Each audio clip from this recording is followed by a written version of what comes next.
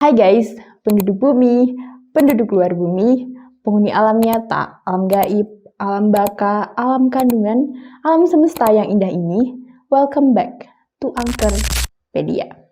Dendam dan iri hati adalah sifat manusia yang kalau nggak bisa dikontrol, itu bakalan menjadi malapetaka yang sangat amat berbahaya. Banyak banget cara orang untuk melampiaskan dendam dan iri hati. Ada yang balas dendam pakai prestasi dan pencapaian tertentu, karir yang sukses, dan lain sebagainya. Tapi nggak sedikit juga yang melampiaskan dendam dan iri hati dengan cara yang jahat. Salah satunya adalah dengan santet. Nah, kali ini Mistis bakalan bahas apa aja ciri-ciri orang yang terkena santet. Tapi seperti biasa, jangan lupa buat klik like dan subscribe-nya biar aku lebih semangat konten untuk kalian. And now, let's get to the list. Oke, langsung saja. Yang pertama adalah jauh dari Tuhan.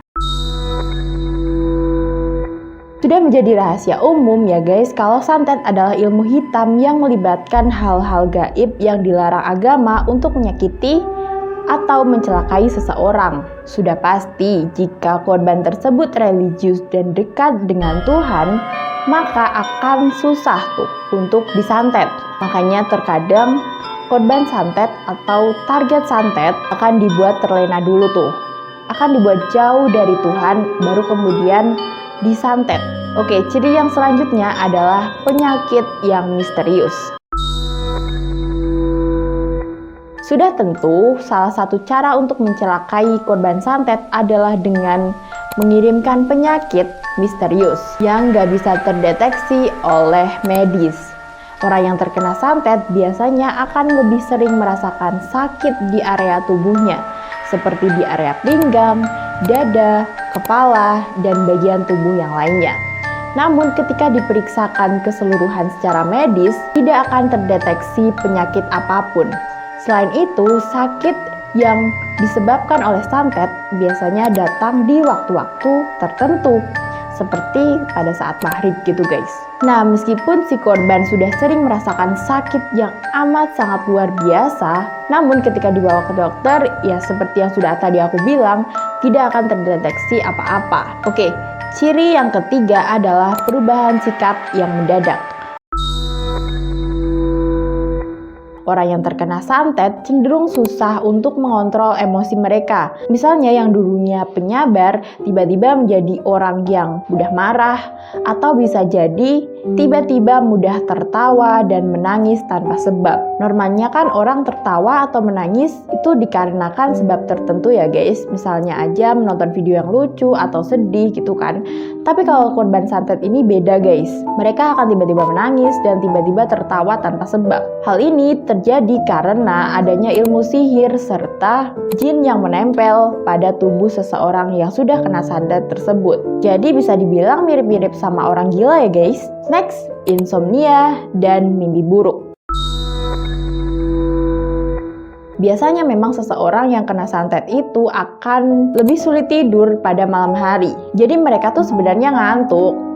Tapi ketika mereka memejamkan mata mereka justru tidak bisa tidur. Dan sekalinya tidur, biasanya mereka tuh akan mengalami mimpi buruk. Kayak dikejar-kejar setan atau mimpi buruk lainnya. Dan biasanya kejadian ini tuh akan terjadi dalam jangka waktu yang lumayan sering gitu guys. Bahkan hampir setiap hari. Kasian ya guys, udah susah tidur, sekalinya tidur malah gak nyenyak.